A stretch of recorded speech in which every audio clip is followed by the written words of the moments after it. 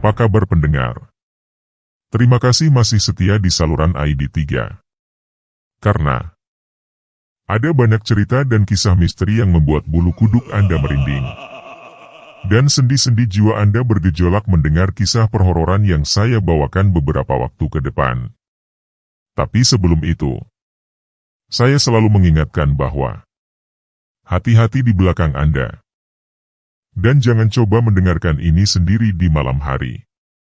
Karena kita akan diasupi oleh aura-aura misteri yang sangat mencengangkan.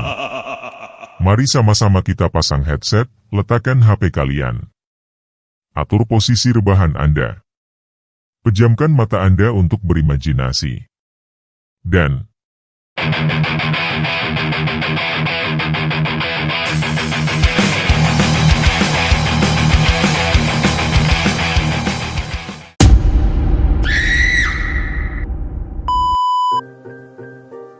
Alas Roba merupakan kawasan hutan dengan medan jalan yang berkelok tajam, menanjak dan curam.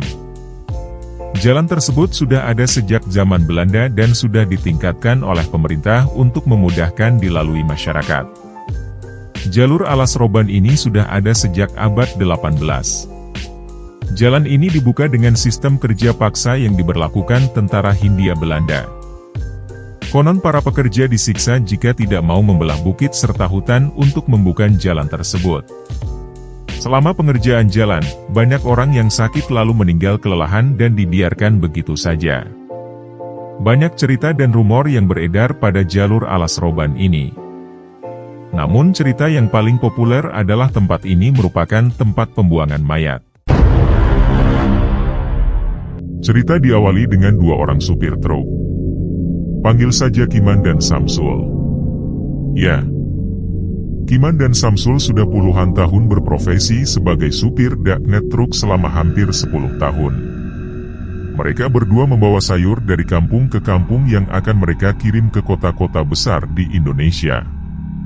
Termasuk Jakarta, Surabaya, bahkan sampai ke Pulau Kalimantan. Dan cerita dimulai ketika Kiman dan Samsul akan mengirim sayur ke Jakarta, di mana saat itu muatan mobil penuh saat sudah malam. Terpaksa mereka harus berangkat pada malam hari itu juga. Awalnya memang biasa saja, karena mereka sudah biasa berangkat malam hari. Cuman yang membedakan di perjalanan kali ini adalah, rute yang mereka lewati adalah Alas Roban. Ya, Alas Roban yang harus mereka lewati pada malam ini. Berlahan truk yang mereka naiki memang lancar, karena jumlah beban yang dimuat memang berat. Jadi laju mobil memang tidak secepat truk kosong. Dan singkat cerita, mereka sudah mulai memasuki area Alas Roban. Sepi.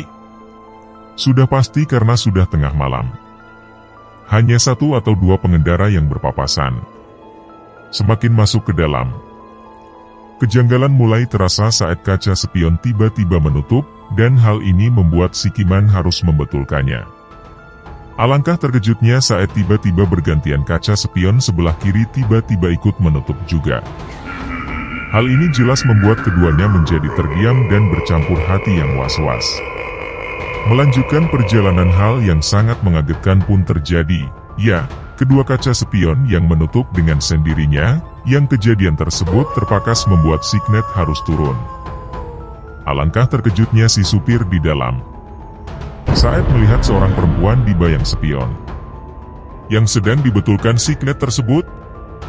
Supir pun terdiam, tidak berani bercerita karena takut Signet semakin panik. Melanjutkan perjalanan, kejanggalan demi kejanggalan pun semakin terasa. Saat mereka berpapasan dengan sepeda motor, dengan lampu jarak jauh yang membuat supir merasa terganggu. Alangkah terkejutnya ketika motor semakin mendekat. Yang membuat mereka berdua terkejut adalah, motor tersebut secara jelas tidak ada pengemudinya. Dan itu pun sudah membuat mereka hanya terdiam dan tidak berkata satu kata pun.